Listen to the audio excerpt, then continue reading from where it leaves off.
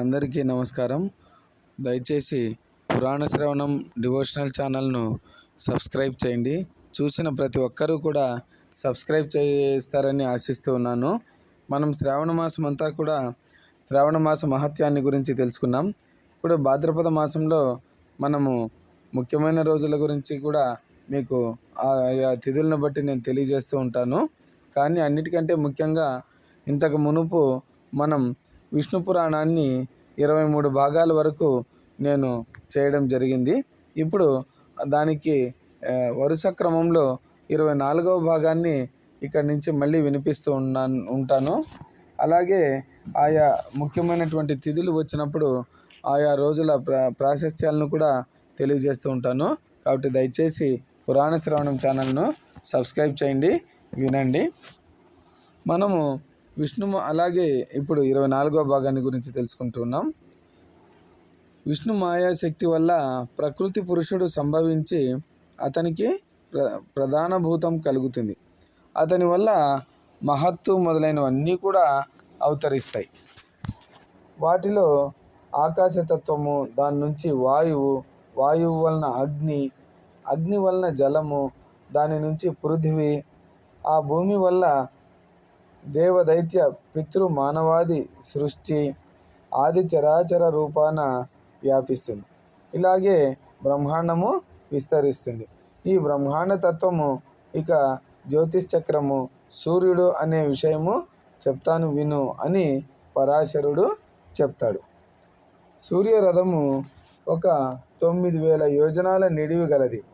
దానికి 2 ప్రమాణం గలది ఇరుసు. దానికి కడకమ్మలు 5, 3 కుంచాలు. ఆ రథ గమనము అతి సూక్ష్మం. సంవత్సర గణనతో అది కాలచక్రం అవుతూ ఉంటుంది. ఇక్కడ ఆ సూర్యభగవానుని వర్ణనంతా కూడా చెప్తాడు. ఈ రకంగా అన్నీ కూడా సూర్యభగవానుని యొక్క రథం గురించి వర్ణిస్తున్నాడు. ఆ రథం 2వ ఇరుసు 40,000 యోజనాల నిడివి గలది. 3వ ఇరుసు 65,000 యోజనాల పరిమాణం కలిగి ఉంటుంది.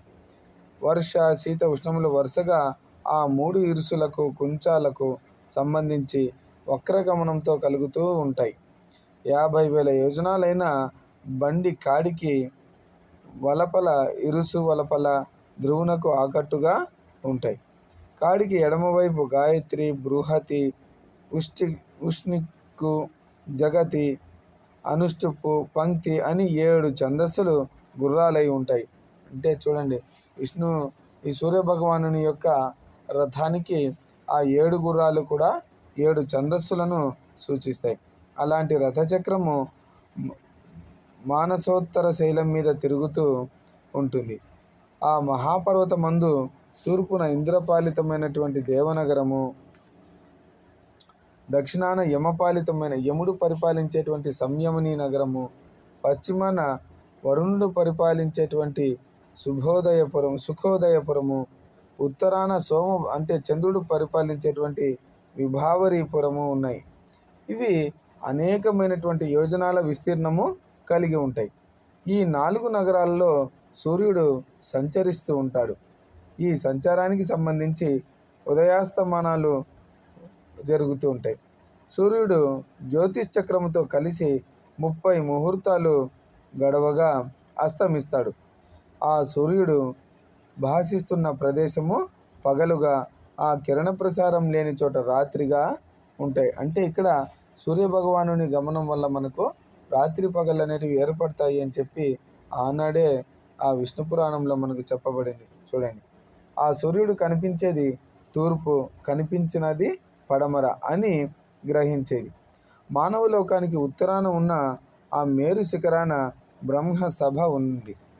సూర్యుడు దానికి ప్రదక్షిణ గతిని చూపిస్తాడు.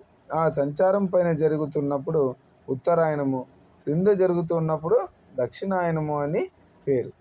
సూర్యుని మకర రాశి ప్రవేశం మొదలు మిథునం వరకు జరిగేటువంటి సమయము ఉత్తరాయణం. ఇక్కడ చూడండి, ఆయనాలు కూడా చెప్తూ ఉన్నాడు. మకర రాశి నుంచి మనకు మిథున రాశి వరకు జరిగేటువంటి ప్రయాణం అంతా కూడా ఉత్తరాయణము అని పిలుస్తారు. కటక రాశి నుంచి ధనురాశి వరకు జరిగే సంచారం అంతా కూడా దక్షిణాయనము అని లెక్క. ఉత్తరాయణమున పగలు ఎక్కువ, రాత్రులు తక్కువ. దక్షిణాయనంలో అది అంటే రాత్రి ఎక్కువగా ఉంటుంది, పగటి సమయము తక్కువగా ఉంటుంది. సూర్యుడు మేష తులారాశులలో ఉన్నప్పుడు వాటికి విషవత్ పుణ్యకాలములని వ్యవహారం. ఆ కాలాల్లో పగలు రాత్రి సమానంగా ఉంటాయి. ఆ అహోరాత్రాలు 30 ముహూర్తాలను సమముగా ఉంటాయి. ఆ అహోరాత్రులు 30 ముహూర్తాలను ద్వాదశ రాశులను ప్రవర్తించడం అవుతుంది. ఒక్కొక్క రాశి యందు 2 నక్షత్రాలు ఒక పాదం లెక్కను 27 నక్షత్రాల్లో క్రమంగా ప్రవర్తిస్తాడు. చూడండి, ఉత్తరాయణంలో సూర్యుడు పగలు 13.5 నక్షత్రాలను 18 ముహూర్తాలలో సంచరిస్తాడు. అలాగే రాత్రి శీఘ్రగమనుడై అన్ని నక్షత్రాల్లో 18 ముహూర్తాలకు అస్తమిస్తాడు. చక్ర సంచారమును అనుసరించి అహోరాత్రులు సమాధిక హీనములవుతూ ఉంటాయి. చూడండి, ఇవి మనకు చాలా భగవానుడి గురించి తెలుసుకోవడం అంత కాస్త కష్టంగానే ఉన్నప్పటికీ కూడా ఆ భగవంతుని గురించి వినగా వినగా వినగా ఈ సృష్టి వర్ణన మొదలుకొని పూర్తిగా ఆయన యొక్క అవతారాలు, అలాగే ఆ విష్ణు భగవానుని యొక్క సమస్త సమాచారం అంతా కూడా ఆ విష్ణు పురాణంలో మనకు చక్కగా వస్తూ ఉంటుంది.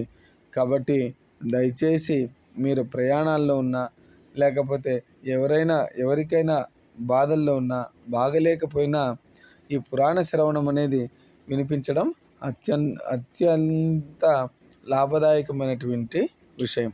కాబట్టి దయచేసి విష్ణు పురాణాన్ని విని అందరూ తరిస్తారని ఆశిస్తూ ఉన్నాను. కాబట్టి దయచేసి పురాణ శ్రవణం డివోషనల్ ఛానల్ను సబ్స్క్రైబ్ చేయండి. భాద్రపద మాసంలో వచ్చేటువంటి తిథులు, పండుగల గురించి అవి ప్రత్యేకంగా వీడియోలన్నీ కూడా నేను చేస్తూ ఉంటాను. ఓం నమో నారాయణాయ.